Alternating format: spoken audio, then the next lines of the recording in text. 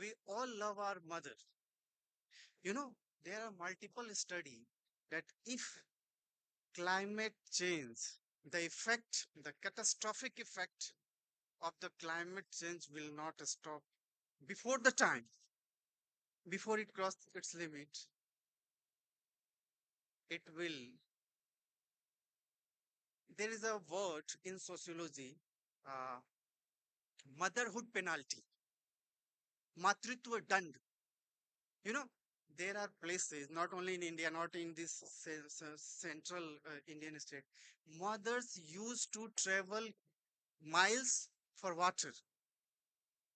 If this climate change effect will accelerate, then they will have to walk more. If there is a flood, mother have to handle the child more. Children and mothers are more affected by this. So if you love your mother, you will have to act now from any place, wherever you are, initiate whatever you can do, at least spread the knowledge. Now, at last, running out of time, I will just conclude with last point. We can do this with help of 3C. First, connect. Second, convert. Third, conclude. Connect. A technical person connect with a person who have the social effect, who have an economic effect. If let's say I'm a innovator, I'm a scientist, I have technology, I should connect with a person who can exploit it more. We will connect, and then it will convert in the result, and once it's converted into result, it can be concluded, it can be spread. Thank you, thanks a lot. We are hopeful. Jai Hind, Jai Bharat.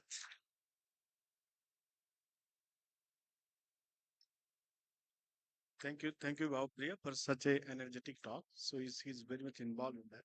So we have a multidisciplinary panel. So I welcome the questions from the audience. Please, question. Do we have questions? Yes.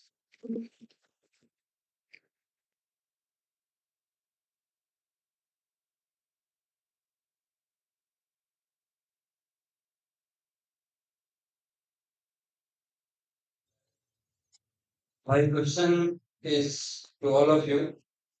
Uh, when we go through the history of agriculture, every crop or food grain requires special climate conditions, special geographical characteristics. But in modern period, agricultural practices are going on every climate situations, geographical locations, science and technology are going to facilitate that. My question is about this is appropriate for climate or injustice with climate? Thank you.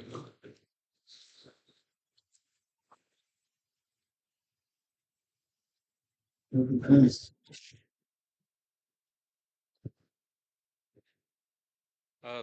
Thank you first for your question. Um, I'm not sure whether we should say that it is climate just or climate unjust.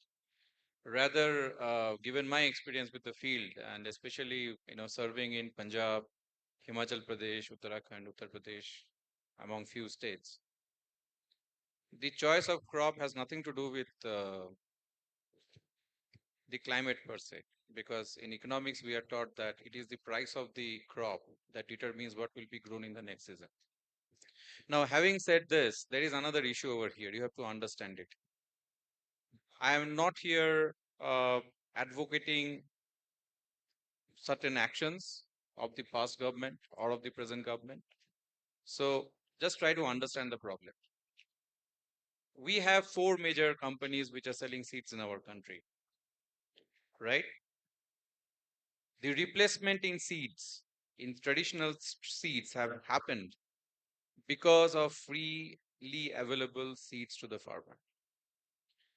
I was talking to someone, and can you tell me how many varieties of rajma you know? You know rajma, kidney beans. Do you know how many varieties are there? Okay, so there is a Beej Bachao Andolan in Uttarakhand. So according to their estimate, there are some 200 plus varieties of rajma. Forget rajma, for every seed in our country grown, they used to know in which season they have to grow what, under what climatic condition they have to grow what. So part of the crop that they had, they used to retain them as seeds. Now go and ask the farmers how many of them really retain them. We do not have any stockpile of past varieties. Maybe scientists will give you better idea. I'm an economist with very limited knowledge. So I am not sure whether we should say that it is climate just or unjust. The input subsidy or the freely available inputs to the farmer, whether you think about electricity, makes it easier to pump water, so you get more water. Okay, fertilizers, pesticide. We have now certain embargoes, restrictions, price restrictions. We are not giving full subsidies. So I think it is all about changing the behavior. What I said initially, that how you actually help a farmer to understand that the traditional system that we had was actually scientific and actually was rooted to the ground, okay, rather than what we call as now modern agricultural practices. Fine. So I'm not sure whether we should say climate just or unjust. So my apologies that I cannot give you a very straightforward answer, but I have given you some leads for your thoughts. Maybe you want to add something? Yeah, so I'm working on the topic in agriculture in general. So like I talk about this cover crops and main crops, and this is a common system in Germany. So I don't know, to be honest, how it is in India. I really don't want to judge that. But for me, so my father was also a farmer, and I know the system, and I know that it's really important to change the crops in between. If you are just growing wheat or just growing barley or just growing potatoes, it will not. So the system will run maybe for a year or maybe for two, but then it will just skip because there are no nutrients and you are not able to add such a lot amount of fertilizer to get the soil fertilized again. So that's I guess so to be honest, I don't know. I have to ask you or any one of you how the system in India is. Yeah.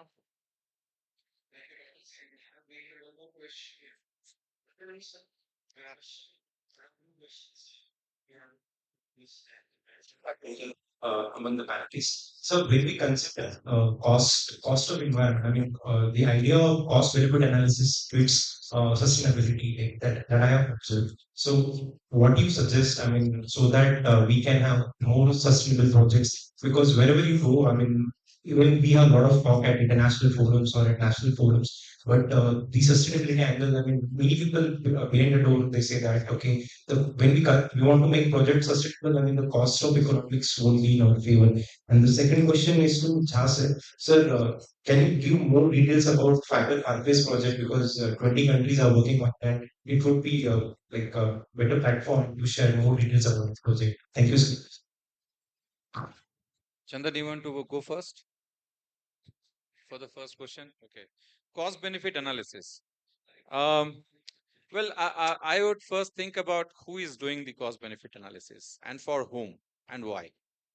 So if you look at the developing economies perspective, at least if you have to sustain growth, now that in Q4 you are reporting 7.2% growth, if we have to sustain that growth, I think we have to think less on sustainability. Okay.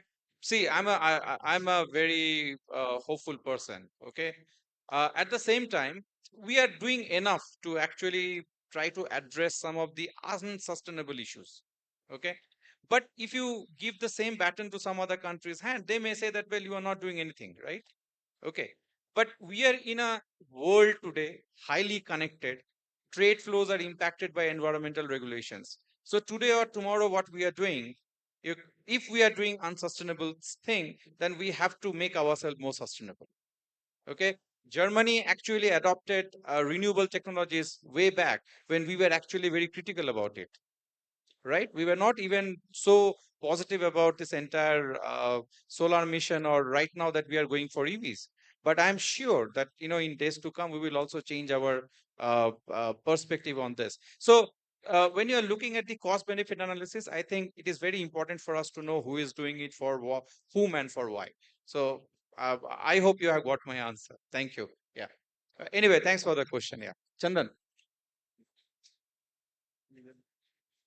Thank you. I mean, I could not go into the detail because of the limited time, but I think it's a nice example to put here The Fable Pathways is an initiative by one of the UN agency called Sustainable Development Solution Network, and I cannot count the name, but almost most of the research institute, renowned research institute, is a part of this project, like including ESA Vienna and Prussian Institute of Climate Impact Research, Germany, and most of the G20 countries. Very interesting is like the most of the G20 countries are part of that project. So. Including Brazil, Indonesia, everyone is a part of our projects. So every country is having some targets. Like we have a Paris Agreement, we have a the Bone Challenge for the forestation, we have a CBD for biodiversity, and on the top of it, we have a net zero target now. Like our PM has promised in last COP26, like we will try to meet that target in by 2070. So previously, I mean, lots of I mean, importance has been given to the energy sector, like even at the world level, because they are the highest contributing in the entire emissions and the climate change debate. But slightly like five in life, like in the last decades, everyone is thinking about like the food system is one of the largest emitter, and they are contributing significantly into that. So many countries has come together five years back. They started thinking like the first objective was to create a capacity building among the nation, like to prepare the local researchers how they can design the pathways for the better future, and how they can model them in some kind of the modeling framework. So putting all these targets on the top, we started thinking about the pathways, like if you want to meet the net zero target, or if you want to reduce the emission, how our dietary system should be by 2050, how our clean energy should be by 2050, how our livestock sector should react, how our afforestation, biodiversity target, and the many others, like almost we are targeting 70 sectors related to agriculture and allied activity. So we have designed that pathways, and then every country try to see that like by this sustainable pathways or sustainable uh, uh, I mean whatever we have designed, how much emission we are able to reduce it, and then 20 country together uh, uh, keep the entire result at one platform and try to see that whether we are able to meet the global target or not, like whether we are able to meet the net zero emissions from the agriculture sector, not from all the sectors. And if we are not able to meet that, how we can make other policies to meet that target. So it's a very interesting activity. You can find more detail on our website. We have a fiberpathways.org, and all detail has been given. We have a nice scientific reports published in last 2-3 years, and several publications also there from our India team and several other teams. So thank you. Thanks for that. So brief to the question, please ask brief questions. Could you please elaborate on the environmental implication of Japan's hunting whale and dolphins, particularly its impact on climate change, and what measures can be taken to address and mitigate the situation effectively?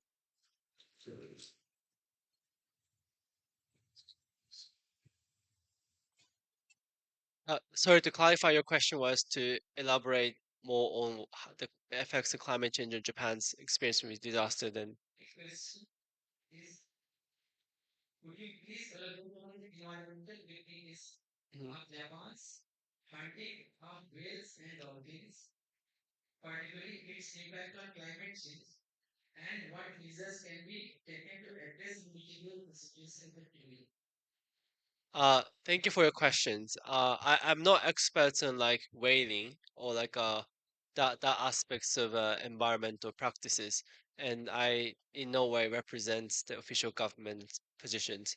But I like it's about whaling, right? The way like the fishery. Um, so aware that Japan is one of the country that has a long culture traditions of of some community on the sea line, on the coastal line, um practicing fishing of